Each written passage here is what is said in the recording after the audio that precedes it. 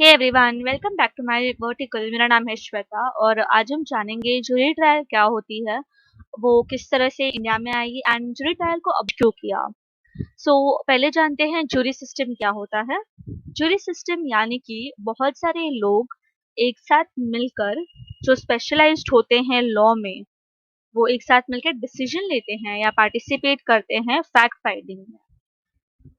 तो यहाँ पे अब बेसिकली कंफ्यूजन ये आता है कि जूरी कौन होते हैं एंड जज कौन होते हैं, किस तरह से डिफरेंशिएट कर सकते हैं जूरी एंड जज के बीच में। जूरी यानी कि एक ग्रुप ऑफ पीपल जो स्वॉन करते हैं to give a verdict on a case which is given to them by a court, including the meting out of the judgment and penalty. जानते हैं जज कौन? अ जज ऑन द अदर हैंड एक individual होते हैं who is tasked to preside over a court proceeding.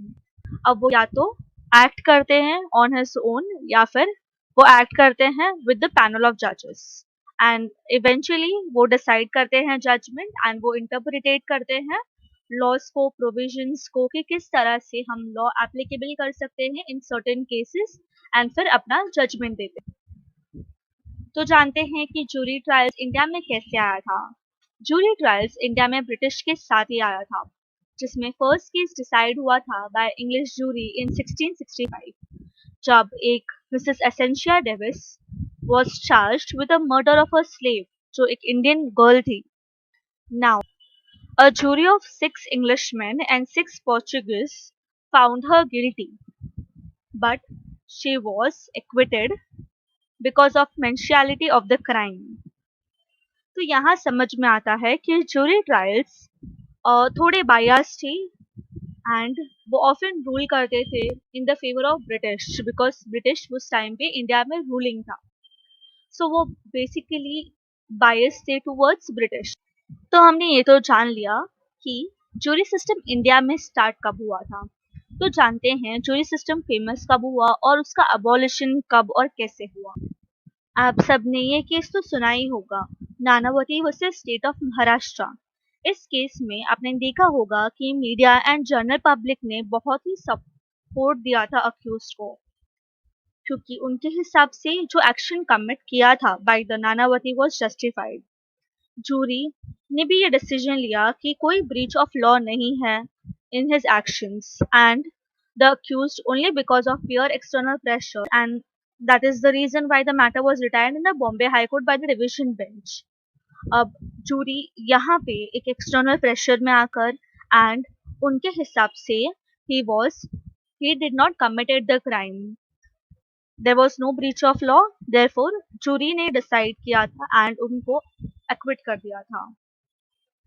उस jury में एक पर्सन थे, रेजिनाल्ड पियर्स, जिन्होंने कहा था कि नानावती इज गिल्टी, बट सिर्फ एक जन के कहने से जूरी हमेशा मेजोरिटी में काम करती थी, इसीलिए उनके बारे में ज्यादा कभी लिखा नहीं गया। अब हमें हर जगह दिखता है कि नानावती केस लास्ट था जिसमें जूरी ट्रायल हुआ था, बट उसके बाद एक और केस हुआ था जिसमें जूरी ट्रायल बैठी थी। टेक्निकली वो ही लास्ट केस है जिसमें जूरी ट्रायल इंडिया में बिठाई गई थी, जिसके बाद एकदम से अबॉलिश कर दिया था। बट उस केस को इतना इम्पोर्टेंस नहीं मिला, इतना मीडिया अटेंशन नहीं मिला जितना नानावती केस को मिला था। इसीलिए नानावती केस को officially end of jury system कहते हैं। So the real last jury trial in India कौन सा था? वो केस था कोलकाता में, वेस्ट बंगाल में, ड्यूरिंग द इलेक्शन पीरियड, जहाँ पे 2 communist activist namely Prakhar Chandrade and Rabindranath Chandrade was charged with the murder of Deepak Sarkar in 1967. 1967 बहुत ही dangerous year था, as people were aggrieved due to rising prices and food shortage. हर जगह बंदी और हड़ताल चल रहा था। तो वो जनरल इलेक्शंस भी थे उस टाइम पे 1967 में वेस्ट बंगाल में।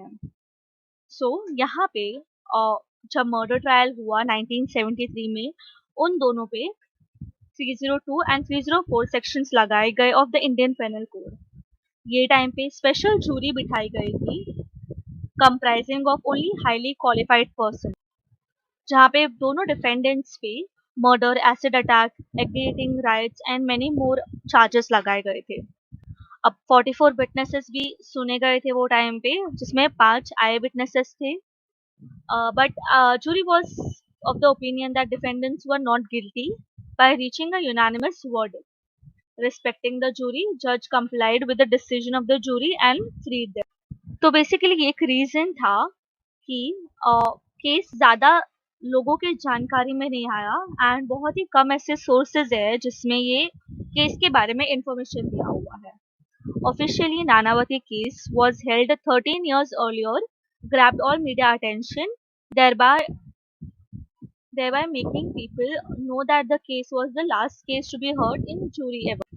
जानते हैं मेन रीजन क्या था decline of the jury system का। जूरी सिस्टम को हमेशा से बायस माना जाता था, क्योंकि जब जूरी इंडिया में आई तब ब्रिटिश राज था इंडिया में, तो मोस्टली जब जूरी डिसीजन लेती थी तो वो बेसिकली इंग्लिशमैन के ही फेवर में लेती थी, विदाउट टेकिंग और नोइंग द केस। वो हमेशा इंग्लिशमैन के ही फेवर में केस डिसाइड करते।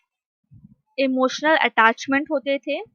यहाँ पे कॉमन केस होता था जूरी ट्रायल्स में, जहाँ पे कुछ मेंबर्स केसेस को कोरिलेट कर देते थे उनकी लाइफ से एंड फैक्ट्स और केस को अपने लाइफ से कनेक्ट करके कुछ ऐसे डिसीजंस देते थे जो वो केस पे वो टाइम पे लागू नहीं हो सकता था। इसलिए कह सकते थे कि जो जूरी का डिसीजन होता था वो एक्यूरेट नहीं होता था एंड वो स्मूथ परफॉर्मेंस को काफी डिस्टर्ब कर देता था जूरी सिस्टम। बहुत सारी ऐसी बातें भी सामने आई थी कि ये जूरी सिस्टम को थ्रेट करते थे या ब्राइब करते थे कि वो एक सर्टेन पर्सन की साइड में या फेवर में मैटर डिसाइड करे, केस डिसाइड करे। Now this was the most important one, that is external pressure. Pressures like media or political often influence the jury to give a partial decision. This can be best explained with the help of Nanavati case. उस case में हमने समझा था कि जो media है और general public है उन्होंने बहुत ज़्यादा सपोर्ट दिया था अक्यूज को, जो उनके हिसाब से एक्शन कमिट किया था वो जस्टिफाइड था। जूरी ने फाउंड किया था कि उसमें कोई ब्रीच ऑफ लॉ नहीं था, इसलिए जो एक्शन था वो बराबर था। जिस वजह से बॉम्बे हाई कोर्ट में ये केस नानावती के फेवर में था, but when the appeal went to the Supreme Court, Nanavati was committed and said that he was guilty of the crime and he was punished. Before jury trial system came into existence, all legal disputes were resolved through Panchayati Raj system in India. इस system में elected people होते थे जिनको कहा जाता था panchayat and were wasted with executive and judicial powers. However जब British India में आए तो उन्होंने हाईली रेकमेंड किया इंग्लिश लॉ सिस्टम को एंड उन्होंने लागू करवा दिया इंग्लिश लॉ सिस्टम, जिसमें जूरी सिस्टम था जो प्रैक्टिस किया गया था इंडिया में until 1973.